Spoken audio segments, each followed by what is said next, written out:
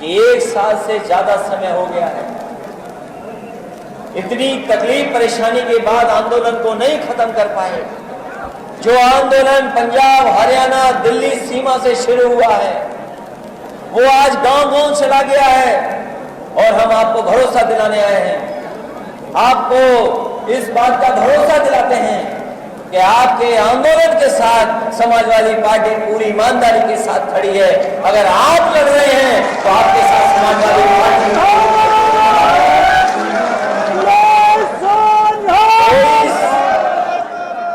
किसी के घर पर पुलिस फोर्स नहीं लगी। सबसे पहले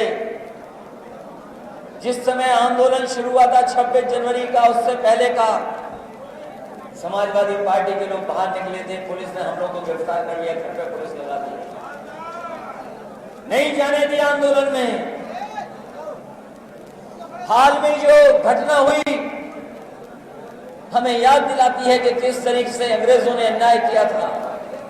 हमें याद दिलाती है इस बात की कि अंग्रेजों ने क्या जुल्म किए थे। आज भारतीय जनता पार्टी की सरकार उन अंग्रेजों के जुल्मों से भी आगे निकल गई। किसी ने गाड़ी से नहीं कुचला होगा, लेकिन भारतीय जनता पार्टी के गृह राज्य मंत्री, उनके बेटे का अहंकार देखिए। गृह राज्य मंत्री टैनी, उनका अहंकार देखिए।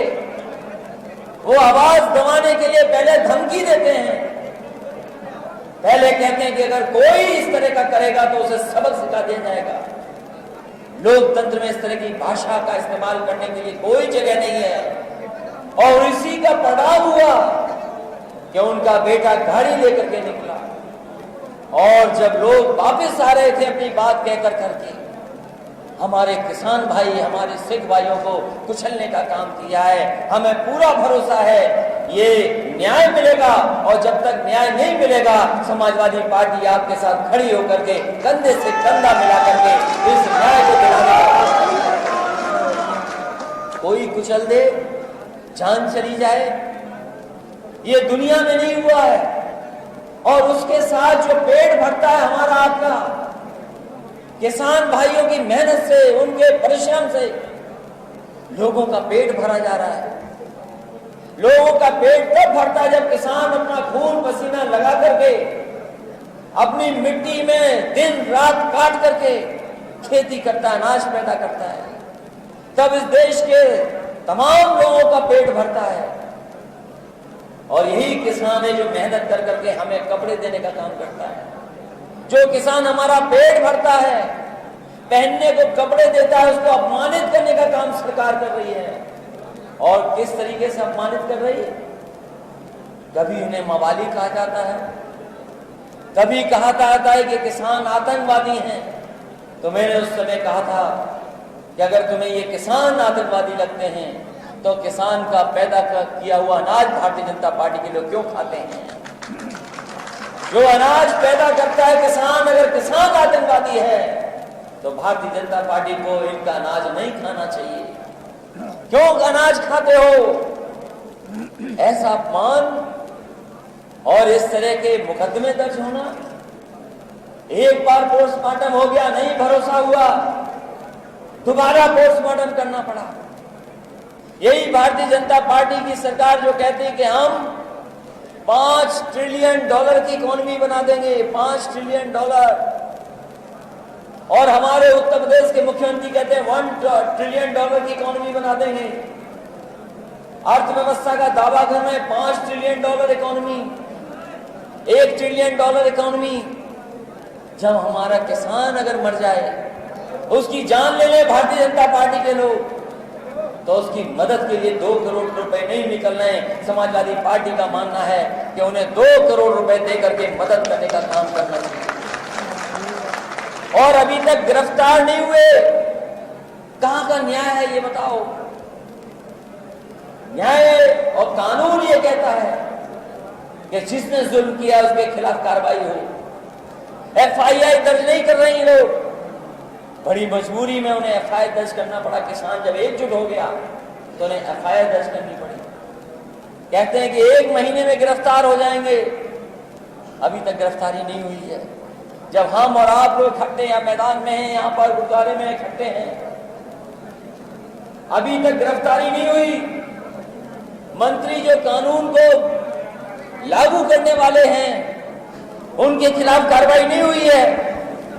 हमें किसी को भरोसा नहीं कि भारतीय जनता पार्टी की सरकार में कोई कार्रवाई हो सकती है। ये पहला उत्तर प्रदेश है जिसमें पुलिस का आईपीएस फरार है। कहीं आईपीएस फरार नहीं होगा, आईपीएस फरार है यूपी में। पुलिस अभी ढूंढ नहीं पाई है। लखीमपुर की तो घटना हमारे आपके सामने, आंखों के सामने है। लेकिन सोचो गोरखपुर में क्या हुआ। एक व्यापारी घूमने गया था गोरखपुर, वहां पे काम को देखने गया, कारोबार के सिलसिले में गया। पुलिस आई कमरे में, इतना मारा कि उस व्यापारी की जान चली गई। 6 पुलिस वाले जिन पर एफआईआर दर्ज हुई आज तक गिरफ्तार नहीं हुए पुलिस वाले। और हमें तो ये लगता है भारतीय जनता पार्टी की पुलिस ने ही पुलिस को फरार किया हुआ है, वरना ऐसे अधिकारी नहीं है जो उन्हें गिरफ्तार न कर सके। आईपीएस गिरफ्तार हो उत्तर प्रदेश में, वो फरार है। 6 पुलिस के लोग जिन्होंने एक व्यापारी को मारा वो फरार है। और सोचो हमारे सिख भाइयों के, किसान भाइयों के गाड़ी पे चढ़ाने वाले सब फरार हैं। अभी तक सरकार ने गिरफ्तारी नहीं की है। और मंत्री जो गृह मंत्री हैं, जब वो कानून व्यवस्था के वो ही मालिक हैं तो उनके बेटे को कौन गिरफ्तार कर सकता है। इसलिए इस सरकार को हटाना जरूरी है, हटाना जरूरी है इस सरकार को, क्योंकि सरकार की सबसे बड़ी जिम्मेदारी है कि हमारा किसान खुशहाल हो, क्योंकि किसान ही हमारी अर्थव्यवस्था को बचाता है। धान खड़ा है खेतों में, डीएपी महंगी कर दी, सब कुछ महंगा कर दिया, खाद महंगी कर दी। बताओ धान आपने मेहनत से पैदा किया, क्या कीमत मिल रही है आपको बाजार में? धान का क्या तय किया था मूल्य? अब तो 1000 रुपया मिल रहा है। 1900 पेटेड 1950। और जो सरकार कहती है कि 1900 रुपया के ज्यादा मिलना है, और अभी मिल कितना रहा है किसानों को धान का? 1000।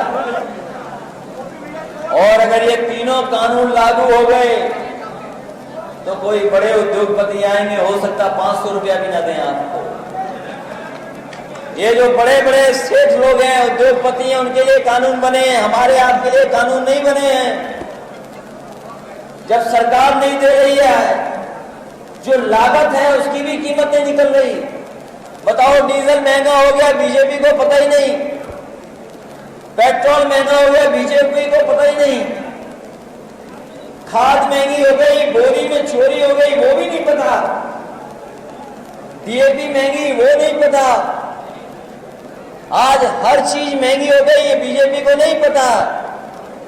तो बताओ ऐसी सरकार कैसे सरकार में रहेगी जिसे कोई जानकारी गरीबों की नहीं है।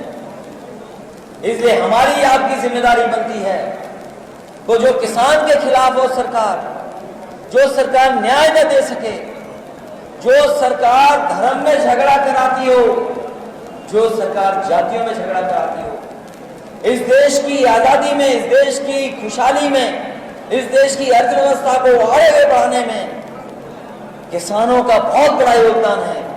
और अगर आजादी की लड़ाई को हम देखें तो हमारे सिख भाइयों का कोई मुकाबला नहीं। सिख भाइयों ने अपनी जान पर कुर्बानी दे करके हमारे देश को आजाद किया। उनके ऊपर कोई परेशानी आई होगी, कोई संकट आया होगा, उन्होंने भारत देश को मजबूत बनाने का काम किया। और केवल भारत में ही नहीं, हमारे सिख भाइयों ने अपनी मेहनत से, अपने परिश्रम से, अपनी सूझबूझ से, अपनी काबिलियत से अपने लोगों को आगे बढ़ा करके, अपने लोगों की सेवा कर करके न केवल भारत में और दुनिया में पहचान अगर किसी धर्म ने बनाई है तो हमारे भारत के सिख भाइयों ने दुनिया में पहचान बनाने का काम किया। आज चाहे अमेरिका हो, इंग्लैंड हो, कोई दुनिया का देश हो, अगर भारत का सम्मान किसी ने बढ़ाया है तो हमारे सिख भाइयों ने मेहनत कर करके वहां भी सम्मान बढ़ाने का काम किया। इसलिए हम सिख भाइयों को भरोसा दिला के जाते हैं कि चाहे नेताजी रहे हो समाजवादी पार्टी, जिस समय सरकार बनी थी उत्तर प्रदेश में समाजवादी पार्टी के नेताजी मुख्यमंत्री थे।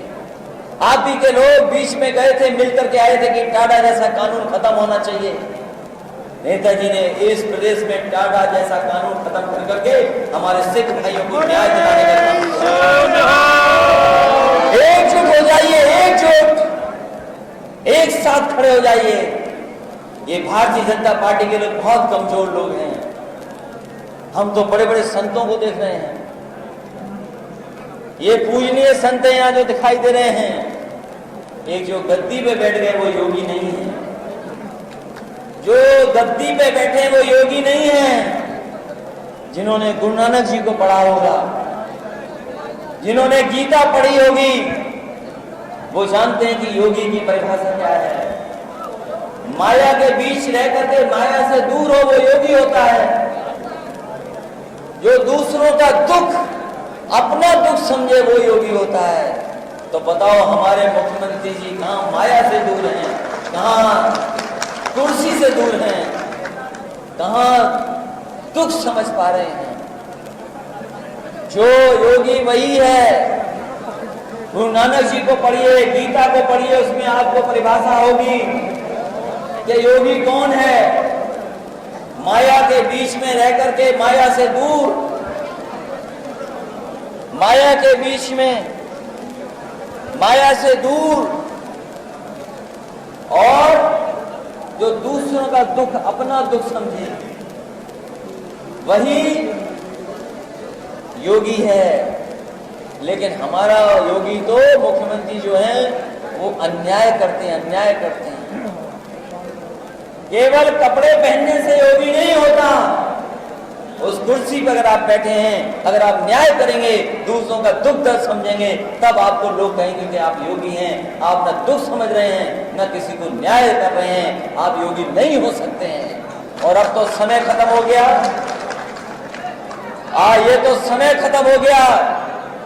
आज हम लोग अक्टूबर में मिल रहे हैं, नवंबर, दिसंबर, जनवरी में चुनाव की तारीख आ जाएंगी। जनवरी तक चुनाव की तारीख आ जाएंगी। अन्याय ये सरकार नहीं कर सकती। अगर दिल्ली की सरकार हिलानी है हमें और आपको, तो उससे पहले उत्तर प्रदेश की सरकार हिलानी पड़ेगी। दिल्ली की कुर्सी हटानी है तो यूपी की कुर्सी हटानी है, क्योंकि दिल्ली का रास्ता यूपी से है। और जो लोग बैठ गए वहां पर बॉर्डर पे बैठे हैं हमारे किसान भाई, वो सरकार हटा के ही उठेंगे, उससे पहले उठने वाले नहीं हैं। हमारे यूपी के लोगों की जिम्मेदारी है। ये बीजेपी के लोग यहीं से घुसे थे दिल्ली के रास्ते, यहीं पर जीते थे पहले, तब दिल्ली मिली थी नहीं। इस बार हमें इनका सफाया यूपी से ही करना है, तब दिल्ली से अपने आप सफाया हो जाएगा। इसलिए आज हर वर्ग के लोग इस सरकार के खिलाफ खड़े हैं। हिंदू, मुसलमान, सिख, ईसाई, हम लोगों को यही पढ़ा गया है, सब है भाई भाई। हमें आपको यही पढ़ाया गया कि जितने भी धर्म है उनका सबका रास्ता एक है, सबका रास्ता एक है, प्रेम का रास्ता है, न्याय का रास्ता है, शांति का रास्ता है। यही हमें सिखाया गया। हमें यही सिखाया गया है कि हमें संविधान पर भरोसा रखना है, और संविधान के तहत हमें कानून पर भरोसा करना है। और जब हमें न्याय न मिले, जब हमें कानून हमारी मदद न करे, संविधान की धज्जियां उड़ने लगे, तो हमारी आपकी जिम्मेदारी बनती है कि एक होकर के ऐसे लोग जो संविधान की धज्जियां उड़ा रहे हैं, कानून का भरोसा नहीं करने के खिलाफ खड़ा होना पड़ेगा। इसलिए आज के दिन जहां हम सब लोग इकट्ठे हैं, मैं श्रद्धांजलि देता हूं नछत सिंह, जो हमारे वहां पर एक्सपायर हुए हैं, जिनको किसान आंदोलन में जिनके गाड़ी ने कुचल दिया। स्वर्गीय नछत सिंह जी, स्वर्गीय लवप्रीत सिंह, स्वर्गीय सुखविंदर, स्वर्गीय जगदीश सिंह, हम सबको श्रद्धांजलि देते हैं और भगवान से यही प्रार्थना करते हैं कि उनके परिवार पर जो ये संकट की घड़ी आई है, ये दुख आया है, इसको सहने की शक्ति दें। और हम आपको भरोसा दिलाते हैं हर रूप में हम उनकी मदद करेंगे। हमारे किसान भाइयों की भी जान गई, वहीं एक पत्रकार साथी था, उसकी भी जान चली गई।